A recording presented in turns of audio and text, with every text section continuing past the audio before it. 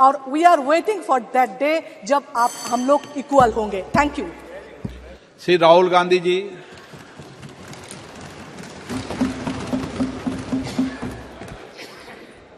Thank you, Speaker Sir. It's nice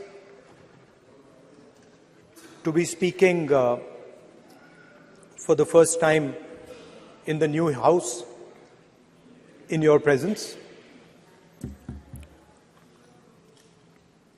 I stand in support of the Women's Reservation Bill.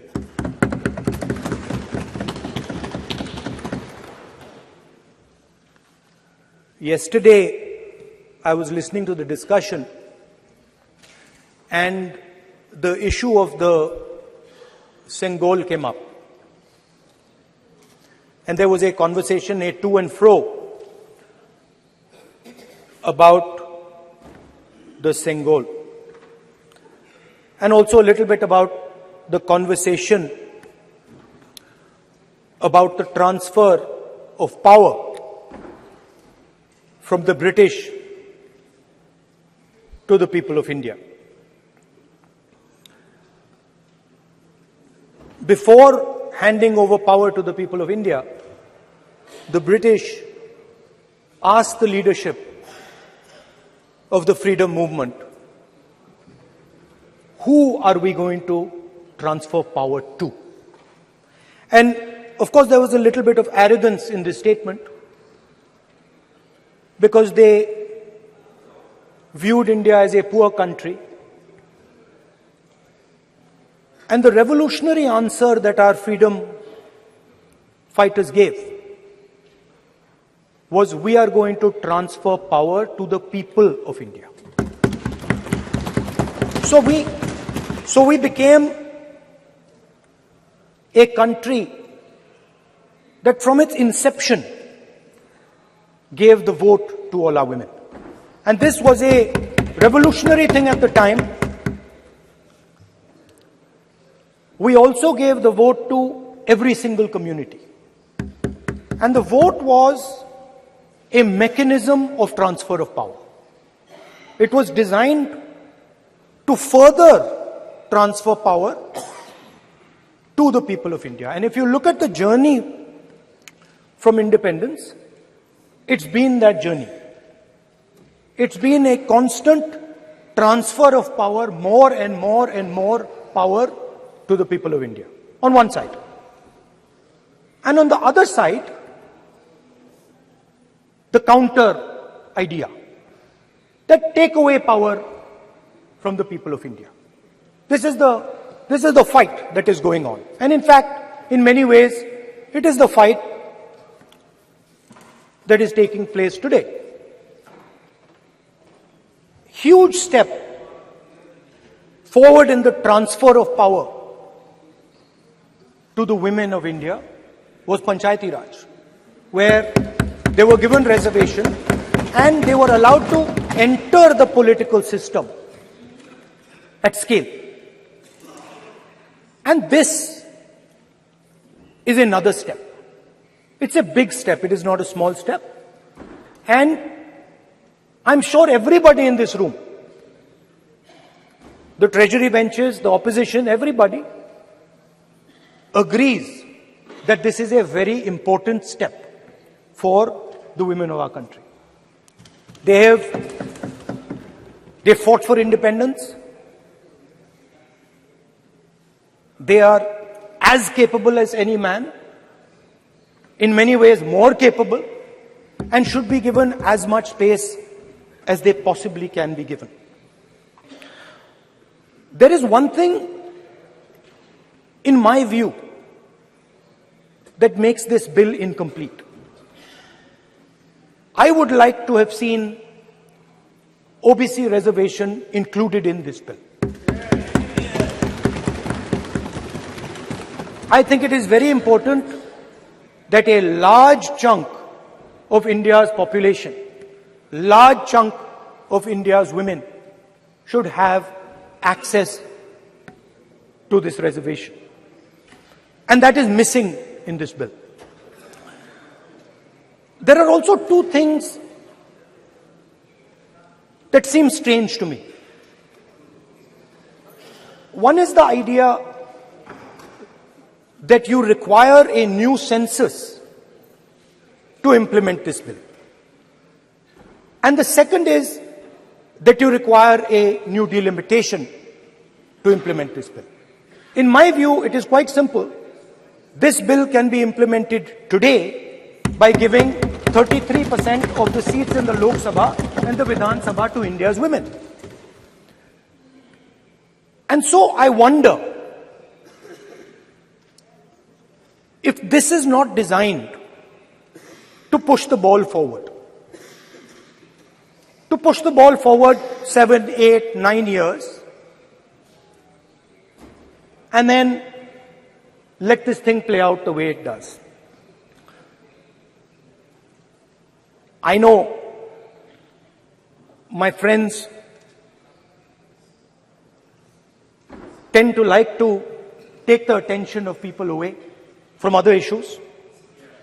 You know, there is of course the Adani issue, which is they always want to take the attention away.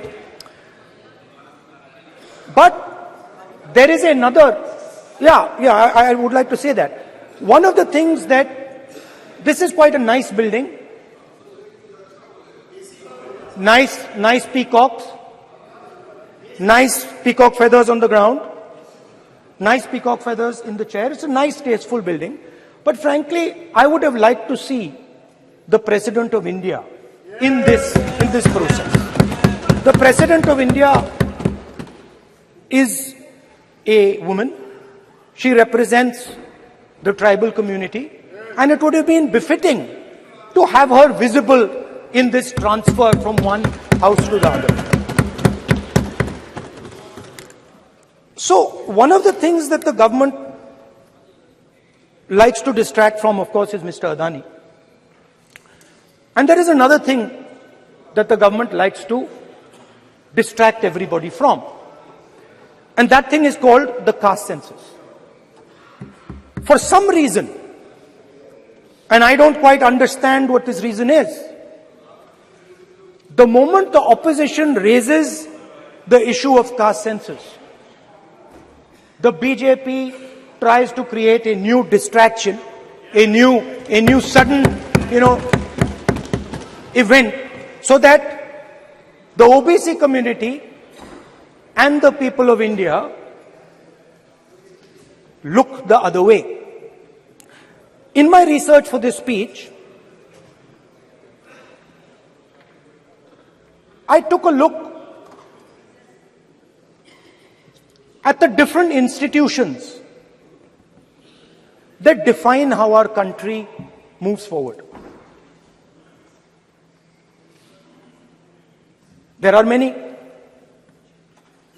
There is the Lok Sabha, Rajya Sabha, Vidhan Sabhas. There is the bureaucracy. There is the press. And there's the judiciary. And I looked with an eye to understand what is the participation of the OBC community in these institutions. मतलब हमारे जो institutions हैं उनमें OBC की भागीदारी कितनी है, ये सवाल मैं पूछ रहा था और मैंने अलग अलग इंस्टीट्यूशंस में थोड़ा रिसर्च किया. जो सेंट्रल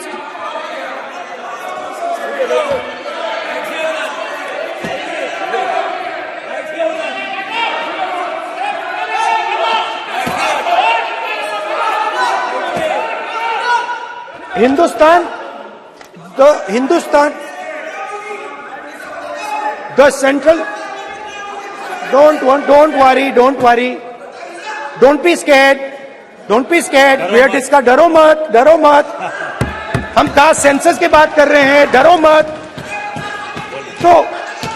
तो मैंने, I checked, simple thing I did, I said, look, what is the most important set of people in the government of India? The people who define how this country is governed. Of course, Lok Sabha and Vidhan Sabha, but beyond that, they are the 90 secretaries of the government of India. 90 people, secretaries, are responsible for managing the core of the government of India. And I ask myself the question, how many of the 90 people come from the OBC community? And I was shocked and shattered by the answer. मैंने ये सवाल पूछा कि ये जो 70 secretary हैं, 90 secretary हैं, ये जो हिंदुस्तान की सरकार को चलाते हैं, जो बजट को चलाते हैं, इनमें से ओबीसी कितने हैं? नरेंद्र मोदी जी प्रधानमंत्री हैं, ओबीसी के लिए काम करते हैं। मैंने ये सवाल पूछा। मैं आपको जवाब देना चाहता हूं, हिंदुस्तान के सेक्रेटरीज 90 में से सिर्फ 3 ओबीसी से हैं। और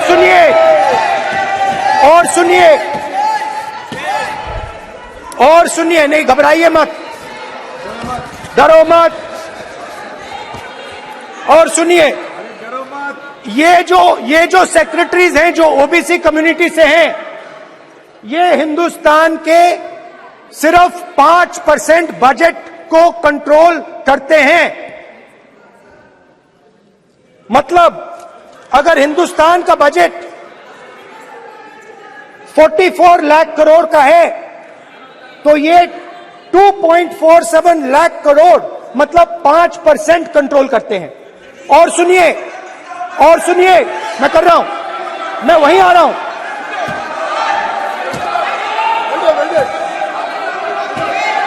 मतलब ये जो है ये ओबीसी की बात नहीं सुनना चाहते, ओबीसी की बात नहीं सुनना चाहते, ओबीसी की बात नहीं सुनना चाहते, ओबीसी की बात नहीं सुनना चाहते।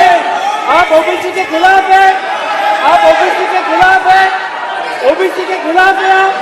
आप ओबीसी के अधिकार के बारे में नहीं सुनना चाहते, ओबीसी के बारे में नहीं सुनना चाहते, ओबीसी के प्रति न्याय नहीं चाहते, ओबीसी के प्रति न्याय नहीं होना चाहिए। ये सी दे नॉट शोइंग ये जो है, हाँ, मैं माननीय सदस्य से आग्रह करूंगा, एक मिनट रुकिए। माननीय सदस्य से मैं आग्रह करूंगा, एक तो ये महिला आरक्षण बिल है, और दूसरा सभी माननीय सदस्य समान है। डरो मतो ये शब्द इस पार्लियामेंट में नहीं बोलना चाहिए।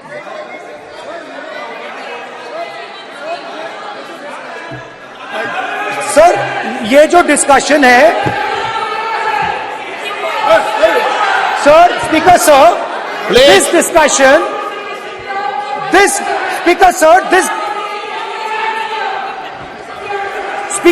this discussion is about the transfer of power to the people of India.